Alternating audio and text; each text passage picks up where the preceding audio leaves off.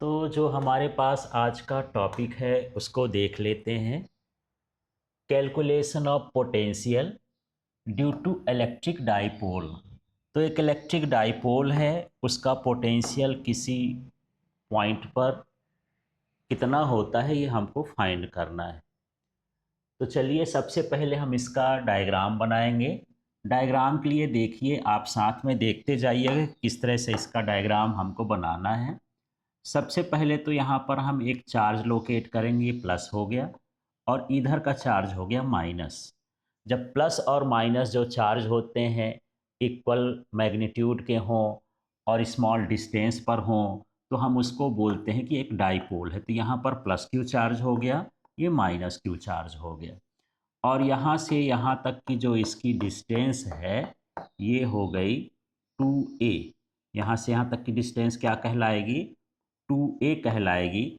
यदि मैं एक पार्ट की डिस्टेंस कहूँ तो यहाँ a और यहाँ भी a है, इसके मिड पॉइंट से इस तरह से है। इसका जो डायरेक्शन होगा डाइपोल मोमेंट का, ये निगेटिव से पॉजिटिव होता है, तो इसका डायरेक्शन हम ऐसा बना दिए, ये p हो गया। अब यहाँ पर कोई पॉइंट है, ये पॉइंट ले लेते हैं। इस पॉइंट पर मुझे पोटेंशियल कैलकुलेट करना है इस डाइपोल से। तो ये देख लेते हैं जो इसकी डिस्टेंस है मिड पॉइंट से कितनी है, आप लोग देख लो। मिड पॉइंट से कितनी हम मान लेते हैं, स्मॉल r मान लेते हैं। जो प्लस क्यू से इस पॉइंट की डिस्टेंस है, इस डिस्टेंस को हम मान लेते हैं r1।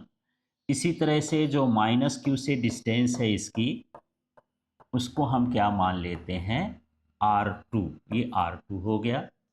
ये पॉइंट ओ तो है ही, यहाँ पर हम क्या ले लेते हैं, थीटा ले लेते हैं। इस तरह से डायग्राम बनाना है। एक बार और एक्सप्लेन कर देता हूँ। सबसे पहले हमको एक डाइपोल बनाना है। ये डाइपोल में एक प्लस क्यू है, एक माइनस क्यू है, क्योंकि जो डाइपोल होता है वो इक्वल मैग्नीट्यूड के टू चार्जेस स्मॉल डिस्टेंस पर सेपरेट होते हैं, तो इस तरह से डाइपोल बन गया। इसका मिड पॉइंट ओ लेते हैं। इसमें हम डायरेक्शन बना देते हैं, क्योंकि डाइपोल मोमेंट का डायरेक्शन नेगेटिव से पॉजिटिव होता है। जो डाइपोल की डिस्टेंस होती है उसको 2a लिया जाता है। यदि हम एक एक पार्ट का करें, ये मिड पॉइंट से इधर a कहलाएगा, ये भी a कहलाएगा, टोटल इसका 2a हो जाएगा। मिड पॉइंट से हम कहीं पर भी एक पॉइंट लोकेट कर रहे हैं जहां पर हमको पोटेंशियल कैलकुलेट करना है, तो वो पॉइंट P हो गया। इसके बाद यहाँ पर डिस्टेंस है, मिड पॉइंट से जो पॉइंट की डिस्टेंस है वो r है, और जो प्लस क्यू से है r1 है, और माइनस क्यू से क्या है, r2 है। अब यहाँ पर हमको इस डायग्राम का एक्सप्लेनेशन करना है, वर्डिंग करना है। कैसे लिखेंगे? Let the electric dipole have 2 point charges plus q and minus Q. तो एक इलेक्ट्रिक डाइपोल है, उसमें तो 2 पॉइंट चार्जेस होते हैं, plus q and minus q है। The distance between them is 2a, और इनकी डिस्टेंस 2a है। जो डायग्राम में आपको दिख रहा है वही आपको बोलना है, plus q minus q charge है, इसकी डिस्टेंस 2a है, ये डाइपोल है।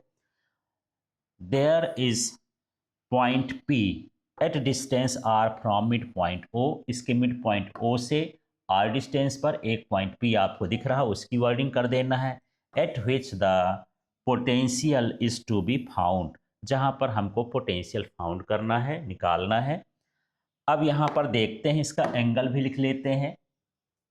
तो डायग्राम आपको समझ में आ गया होगा। डायग्राम का आपको एक्सप्लेनेशन करना है, सीधा सीधा है।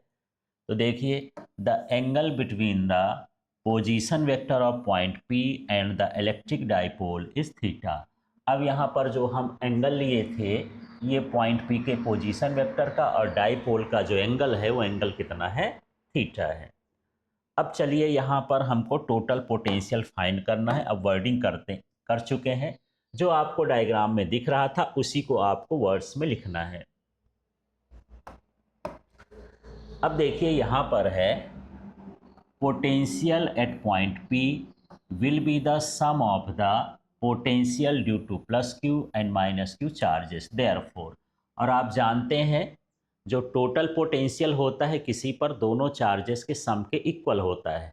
जो पोटेंशियल का फार्मूला होता है V इक्वल टू 1/4πε0 Q/r होता है। इस फार्मूले को प्लस क्यू चार्ज के लिए r1 डिस्टेंस के लिए लगाएंगे तो ये हो गया ये तो कॉमन रहेगा ना 1/4 पाई एप्सिलॉन नॉट दोनों में, तो प्लस क्यू अपॉन R1 हो गया, प्लस क्यू चार्ज लेंगे तो, और माइनस क्यू चार्ज लेंगे तो माइनस क्यू अपॉन क्या हो जाएगा R2।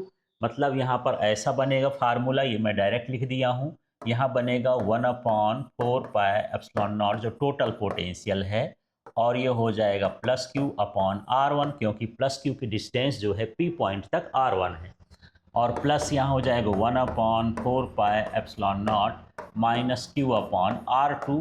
ये किसका हो गया, माइनस क्यू का, क्योंकि माइनस क्यू से जो डिस्टेंस है पॉइंट P की वो R2 है। तो इस तरह से हम R2 लिखेंगे। यहाँ पर देखेंगे कि ये दोनों कॉमन है, तो इसको हम बाहर लिख दिए, इस तरह से ये डायरेक्ट लिख दिया गया है। अब यहाँ पर देखिए कि यहाँ भी Q है, यहाँ भी Q है, यदि इस Q को मैं बाहर निकाल लूँ तो ये मैं बाहर लिख दिया। यहाँ क्या बचेगा, 1/R1 माइनस 1/R2, ये जो माइनस है प्लस माइनस माइनस हो जाएगा। ये क्लियर हो गया माइनस क्यों आया, ये माइनस क्यू चार्ज है, यहाँ पर प्लस लगा है, प्लस और माइनस का इंटू करेंगे तो माइनस होता है, इसलिए ये आ गया। तो यहाँ दो चीज़ें हो रही, एक क्यू कॉमन ले रहे हैं और प्लस माइनस को माइनस कर रहे हैं। चलिए अब हमारा काम है R1 और R2 की वैल्यू को पुट करना। तो देखिए यहाँ पर जो R1 है R2 है ये पोजीशन वेक्टर है, तो यहाँ पर क्या लिखेंगे, here R1 and R2 are the distances of point P from plus Q and minus Q charges respectively from geometry। तो ज्योमेट्री से हमको क्या मिलेगा, R1 की value R minus cos theta रहेगी, और R2 की वैल्यू, ये R2 की जो वैल्यू है R प्लस कॉस थीटा रहेगी, ए कॉस थीटा। थोड़ा सा हम समझते हैं ये कैसे आ गया। यहाँ पर जो हम डायग्राम बनाए थे ये इस तरह से, कोई पॉइंट हम ले लेते हैं, थोड़ा दूर ले लेते हैं, यहाँ पर पॉइंट है, यहाँ पर ये प्लस क्यू चार्ज था, यहाँ पर माइनस क्यू चार्ज था, इसको हम ये मिला रहे हैं, इसके ये मिड पॉइंट से R डिस्टेंस है, इसको हम बोल रहे हैं R1, और इसको बोल रहे हैं R1, इसको बोल रहे हैं क्या, R2 माइनस क्यू का। और यहाँ जो डिस्टेंस है ये हमारे पास जो है ये A है, ये वाली A है, लेकिन यदि हम इस पूरे डिस्टेंस को मान लें R से कंपेरिजन करें तो ये हो जाएगा R कॉस थीटा, और ये हो जाएगा R कॉस थीटा, यहाँ थीटा है, तो ये जो लाइन जाती है ना ये वाली, ये कहलाएगी R कॉस थीटा।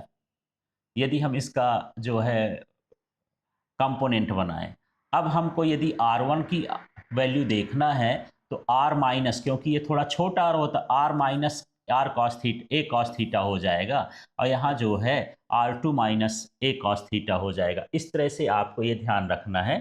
तो केवल इतना ध्यान रखिए कि जो R1 की वैल्यू है ये R ए माइनस कॉस थीटा होगी, R1 की वैल्यू ए माइनस कॉस थीटा हो जाएगी, और ये क्या हो जाएगी, R प्लस ए कॉस थीटा।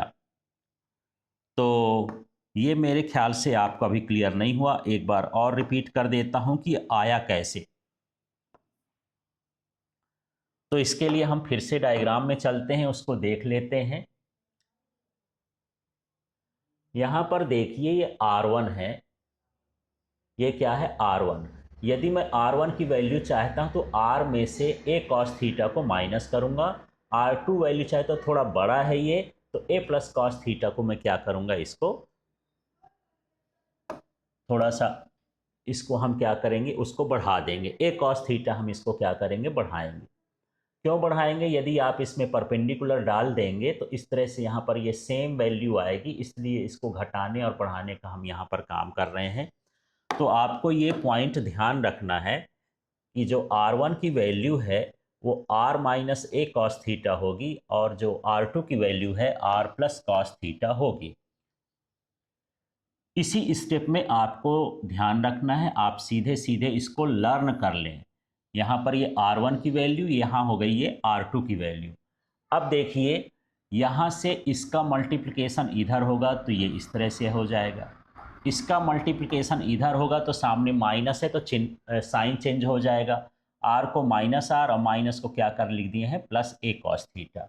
यहाँ पर देखेंगे R और R कैंसिल हो गया, ये और ये जुड़ेंगे तो ये बना 2a कॉस थीटा। नीचे देखिए ये हो गया a माइनस बी और a प्लस बी। आप पढ़े होंगे एक आइडेंटिटी a प्लस बी हो और a माइनस बी हो तो इसकी वैल्यू क्या होती है, a square minus b square. तो उस हिसाब से यहाँ पर जो है इसको a मान लेते हैं, इसको b मान लेते हैं, तो a का स्क्वायर माने r का स्क्वायर और b का स्क्वायर माने a cos थीटा का स्क्वायर, तो a square cos square theta हो गया। अगले स्टेप में आप देखिए ये q को हम अंदर कर दिए हैं, तो ये बन गया q2a cos थीटा। नीचे वाला तो हम वैसे ही कॉपी कर दिए हैं, अब कुछ नहीं करना है। यहाँ पर देखिए q इंटू 2a जो होता है वो किसके इक्वल होता है, p के, तो अगले स्टेप में लिख देंगे p cos थीटा और नीचे लिख दिए हैं r square minus a square cos square theta. लेकिन जनरली क्या होता है, जो a की वैल्यू होती है वो r के कंपेरिजन में बहुत छोटी होती है, तो जो a वाला पार्ट है ये वाला, इसको हम क्या करेंगे, नेग्लेक्ट कर देंगे, इसको नेग्लेक्ट कर देंगे। जब नेग्लेक्ट कर देंगे तो ऊपर क्या बचेगा, p cos थीटा अपॉन में हो गया r स्क्वायर। तो इस तरह से यहाँ पर हमको एक फार्मूला मिल गया है पोटेंशियल किसके लिए, डाइपोल के लिए। अब यहाँ पर अगले स्टेप में हम क्या देख रहे हैं, यदि हम लिखना चाहें तो वैसे ये फार्मूला पूरा हो गया है। cos थीटा को यदि आप हटाना चाहें तो e इंटू आर कैप लिख सकते हैं, r स्क्वायर लिख सकते हैं, पर आपको ये फार्मूला ध्यान रखना है। अब यहाँ डाइपोल में दो पोजीशन हो सकती है, एक इक्वेटोरियल पोजीशन हो सकती है और एक जो है इसका एक्सियल पोजीशन हो सकता है। तो potential at equatorial plane of dipole, dipole के इक्वेटोरियल प्लेन में करेंगे, इसका मतलब ये थीटा इक्वल टू क्या हो जाएगा, π/2, क्योंकि जो डाइपोल होता है उसका परपेंडिकुलर जो लाइन होता है, बाइसेक्टर होता है, वो उसका क्या होता है, इक्वेटोरियल प्लेन कहलाता है, तो एंगल π/2 बचेगा। तो इस फार्मूले में देखिए, इसी फार्मूले को कॉपी किए हैं, 1/4πε0 है, p cos थीटा है, r स्क्वायर है, लेकिन cos π/2 थीटा की जगह क्या लिखे, π/2, तो cos π/2 मतलब cos 90 डिग्री का एंगल 0 होता है, यदि हम 0 से मल्टीप्लाई करेंगे तो ये सब क्या हो जाएगा, 0 हो जाएगा। इस तरह से निकालना है। अब देखिए अगली कंडीशन में हम निकालते हैं potential at axis of dipole. तो एक्सिस में जब हम निकालेंगे तो क्या होगा, इसका देखिए, एक्सिस का मतलब होता है डाइपोल के ही डायरेक्शन में, यदि ये डाइपोल है तो इसी डायरेक्शन में यदि हम निकालते हैं पोटेंशियल, तब जो एंगल होगा वो थीटा इक्वल टू 0 डिग्री होगा। यही फार्मूला था 1/4πε0 p cos theta r square, तो थीटा की जगह हमको 0 लिखना है। यहाँ cos 0 की वैल्यू 1 होती है, इसका मतलब ये 1/4πε0 p अपॉन r स्क्वायर हो गया। तो ये जो हो गया पोटेंशियल एक्सिस पर हो गया। इस तरह से हम, यदि क्वेश्चन आ जाता है derive expression for potential due to an electric dipole, तो आपको इस फार्मूले से काम करना है। इसके 3 क्वेश्चन होते हैं, एक इक्वेटोरियल का अलग निकालने के लिए आता है, एक्सियल का अलग निकालने के लिए आता है, और सिंपल सा आपको यदि पूछ देता है डाइपोल का निकालो, उसमें इक्वेटोरियल एक्सियल नहीं लिखता, तो आपको इस तरह का आंसर देना है।